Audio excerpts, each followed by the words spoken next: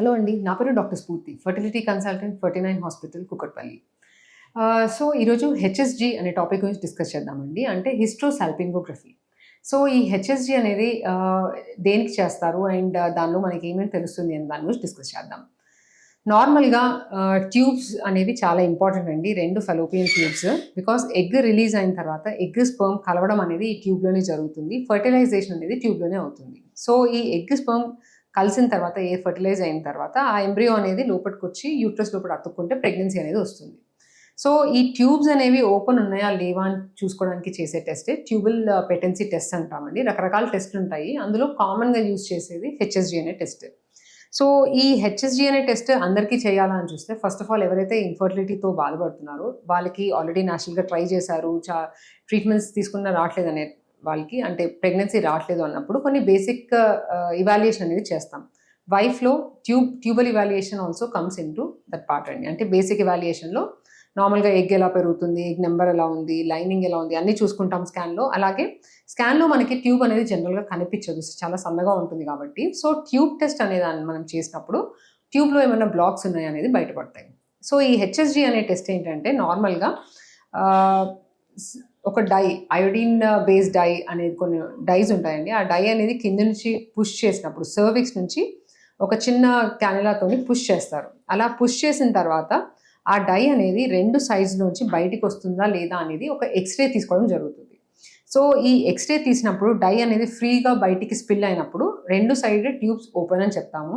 ఒకవేళ బ్లాక్ ఉన్నప్పుడు ఎక్కడ బ్లాక్ ఉంది, 2 సైడ్స్ ఉందా, ఒకటే సైడ్ ఉందా అనేది మనకు తెలుస్తుంది.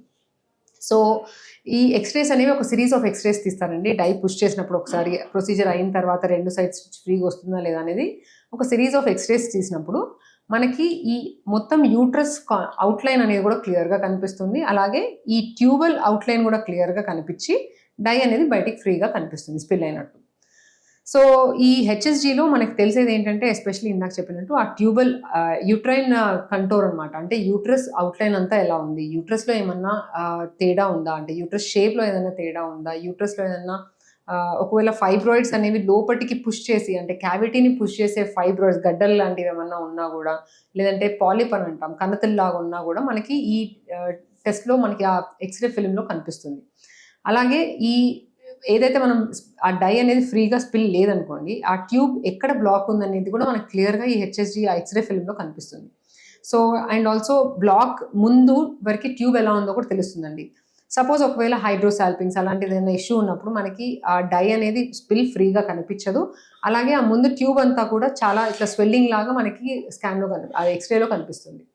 సో ఇలా మనకి ఎక్కడ డిఫెక్ట్, అంటే ఎక్కడ బ్లాక్ ఉంది అండ్ ఆ బ్లాక్ ముందులో ట్యూబ్ ఆ పెటెన్సీ అనేది ఎలా ఉందో కూడా క్లియర్గా కనిపిస్తుంది.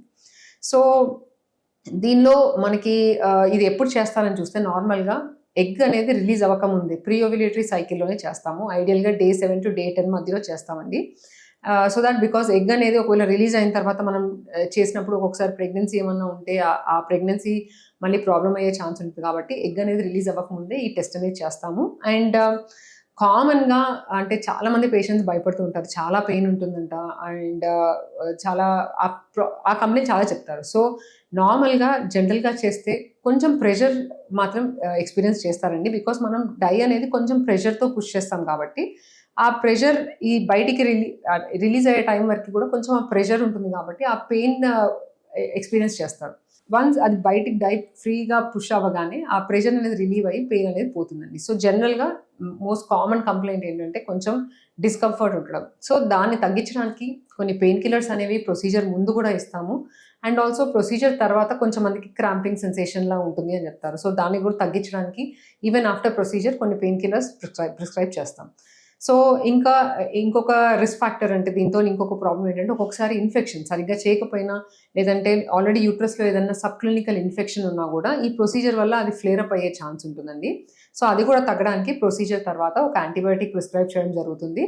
సో ఈ basic antibiotic and pain killers సరిపోతాయండి ప్రొసీజర్ తర్వాత తీసుకోవడానికి. అండ్ చాలా రేర్ సైడ్ ఎఫెక్ట్స్ ఏంటి అని చూస్తే కొంచెంమందికి ఒకవేళ ఇన్ఫెక్షన్ ఏమైనా ఎక్కువ ఫ్లేర్ అప్ అయితే ఫీవర్ రావడము అది రేర్గా చూస్తాము. అండ్ ఆల్సో వెరీ రేర్లీ ఏమైనా డై రిలేటెడ్ అలర్జీస్ ఉన్న వాళ్ళకి దాని తర్వాత కొంచెం పెద్దగా ఇష్యూ ఉండే ఛాన్స్ ఉండొచ్చు. బట్ జెంటల్గా చేస్తే మాత్రం అది అన్బేరబుల్ పెయిన్ అయితే ఉండకూడదండి ఈ ప్రొసీజర్తోని. అండ్ దీంతో ఒకటే ఏంటంటే ఇష్యూ, ఒక్కొక్కసారి బ్లాక్ ఉందని చెప్తుంది, బట్ బ్లాక్ ఉండకపోవచ్చు. అంటే ఏంటంటే ఒక్కొక్కసారి ఏదైనా ట్యూబ్ అనేది ఒక స్పాజం, అంటే పేషెంట్ ఏదైనా పెయిన్లో ఎక్కువగా కాంట్రాక్ట్ అయినా కూడా ట్యూబ్ స్పాజంలోకి వెళ్ళిపోతుంది, అంటే అది ముడుచుకుపోతుంది. అట్లా అయినప్పుడు మనం డై పుష్ చేసినప్పుడు ఆ బ్లాక్ లాగా కనిపిస్తుంది. సో అలా ఉన్నప్పుడు ఒక్కొక్కసారి మనకి ఫాల్స్గా అది రాంగ్గా బ్లాక్ అని చూపించడం జరుగుతుంది. సో అలా వచ్చినప్పుడు ఒక్కొక్కసారి మనం లాప్రోస్కోపీ కూడా అడ్వైస్ చేయాల్సి వస్తుంది టు కన్ఫర్మ్. అంటే ఒకసారి హెచ్ఎస్జీ రిపోర్ట్లో అలా రాగానే అది కన్ఫర్మ్ ఎలా చేసుకోవాలి అన్నప్పుడు మాత్రం లాప్రోస్కోపీ చేస్తాం. సో లాప్రోస్కోపీలో ఏంటంటే పైనుంచి ఒక చిన్న స్కోప్ వేసి చూస్తారు, కింద నుంచి డై పుష్ చేసి మన డైరెక్ట్ ఐస్తోని ఆ డై అనేది బయటికి వస్తుందా అనేది చెక్ చేస్తాం. సో ఒకవేళ అట్లా బ్లాక్ ఏదైనా వచ్చినప్పుడు, లేదంటే దాన్ని కరెక్ట్ చేయడం ఎలా అని చూసినప్పుడు ఒక్కొక్కసారి లాప్రోస్కోపీ ద్వారా మనం బ్లాక్ ఐడెంటిఫై చేయడం అండ్ కుదిరితే కరెక్ట్ చేయడం కూడా ఒక ఆప్షన్ ఉంటుందండి. సో ఇదండి. ఇంకా మీకు ఈ టాపిక్ గురించి ఏమైనా డౌట్స్ ఉంటే మమ్మల్ని సంప్రదించవచ్చు. Thank you.